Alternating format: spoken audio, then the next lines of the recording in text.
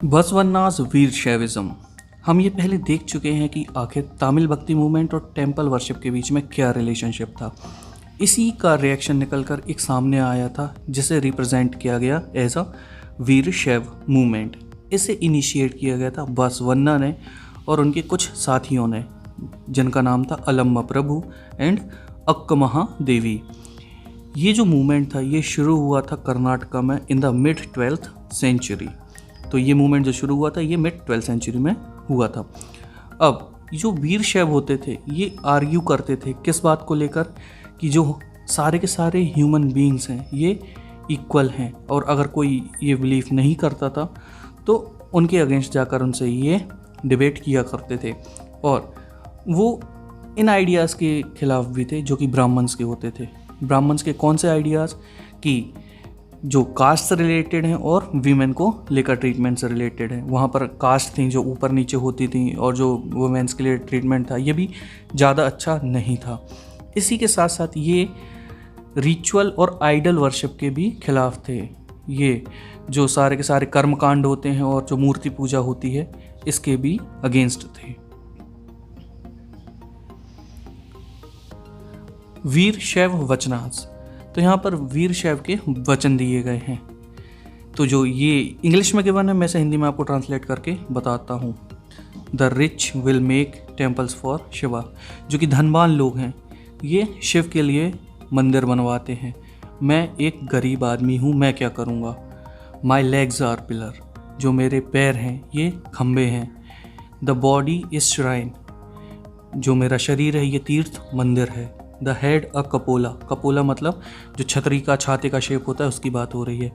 Sir उसकी छतरी है जो कि सोने की बनी हुई है। लिसन, जरा सुनो, नदी संगम के प्रभु, खड़ी हुई चीज़ें कभी भी गिर जाएंगी लेकिन चलने वाली सदा चलती रहेंगी। तो यहाँ से आप अंदाज लगा सकते हैं कि ये कैसे कास्ट के खिलाफ थे और इक्वेलिटी चाहते थे वीमेंस के ट्रीटमेंट में, और रिचुअल्स के भी खिलाफ थे और आइडल वर्शिप के भी। द सेंट्स ऑफ महाराष्ट्र, यहाँ पर महाराष्ट्र में 13th सेंचुरी और 17th सेंचुरी के बीच में काफ़ी बड़ा नंबर देखने के लिए मिला सेंट पोएट्स का। और ये लोगों को सिंपल मराठी भाषा में अपने सॉन्ग्स सुनाया करते थे और उन्हें इंस्पायर किया करते थे। इन्हीं में से कुछ इम्पॉर्टेंट हैं ज्ञानेश्वर। आप ये ज्ञानेश्वर नहीं है, ये ज्ञानेश्वर है। नामदेव, एकनाथ और तुकाराम। इन्हीं के साथ साथ कुछ विमेंस जैसे सक्कूबाई और फैमिली ऑफ चोकमेल, ये सारे वो लोग हैं जो इस इंस्पिरेशन को सारी महाराष्ट्र में फैला रहे थे। ये सारे लोग बिलोंग करते थे अनटचेबल से। अनटचेबल मतलब जो लोअर कास्ट के लोग होते हैं जिन्हें ये अपर कास्ट के लोग ऐसा ट्रीट करते हैं कि अरे नहीं, इनसे दूर रहना है, इन्हें टच नहीं करना है। ये सारे के सारे वही लोग थे जो इतना सारा ज्ञान पूरे महाराष्ट्र में फैला रहे थे। दिस रीजनल ट्रेडिशन ऑफ भक्ति focus on Vitthal temple in Pandharpur. ये जो भक्ति की ट्रेडिशन थी ये दो बातों पर बेस्ड थी, फोकस्ड थी। क्या थी? सबसे पहले कि जो पूजा होगी वो विट्ठल टेम्पल में होगी जो पंढरपुर में था, और ये जो विट्ठल हैं ये अ फॉर्म ऑफ विष्णु समझे जाते हैं। इसी के साथ साथ यहाँ पर एक और नोशन, यहाँ पर एक धारणा लोगों के मन में फैलाई जा रही थी कि जो भगवान है ये इंसान के हृदयों में बसता है। आपने भी सुना होगा नॉर्मल लाइफ में कि हर एक इंसान में भगवान बसता है, तो बस ये उसी पर बेस्ड थी।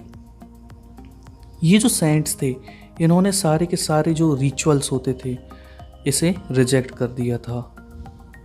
कर्मकांड होते हैं जो, मतलब जब हम पूजा करते तो देखा होगा ना, ये करना है, वो ये सामान लाना है, इसको चढ़ाना है, उसको नहीं चढ़ाना है, इसको दूर रखना है, उसको नहीं रखना है। तो ये सारे के सारे जो रिचुअलिज्म थे इसे अलग कर दिया था। और इसी के साथ साथ ये जो आइडिया होता था of what outward display of piety and social differences based on birth. तो यहाँ पर ऐसे सारे आइडियाज़ जो बर्थ बेस्ड होते थे उन्हें रिजेक्ट कर दिया था, क्योंकि इन्हीं की वजह से सोशल डिफरेंसेस फैल रहे थे। In fact they even rejected the idea of renunciation and prefer to live with their families. इससे पहले जितने भी सेंट्स थे वो ये कह रहे थे कि अगर आपको भगवान को प्राप्त करना है तो आपको सारी दुनिया को, मोह माया को त्यागना होगा तभी आप ईश्वर को प्राप्त कर सकते हैं। लेकिन इन्होंने ये कहा कि आपको ऐसा करने की ज़रूरत नहीं है। They rejected renunciation. और उन्होंने ये कहा कि आप अपनी फैमिलीज़ के साथ रहिए, आप जैसे नॉर्मल लाइफ में रहते हैं, कमाते हैं, खाते हैं, वैसे ही रहिए। लेकिन हाँ, यहाँ पर उन लोगों को जिन लोगों को मदद की ज़रूरत है उनकी मदद कीजिए, while humbly serving fellow human beings in need.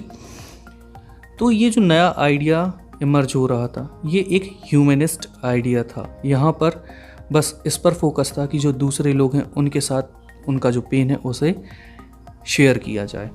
Even यहाँ पर एक जो गुजराती सेंट थे नरसिंह मेहता, उन्होंने ये कह दिया था कि वैष्णव वही हैं जो दूसरों का दर्द समझते हैं।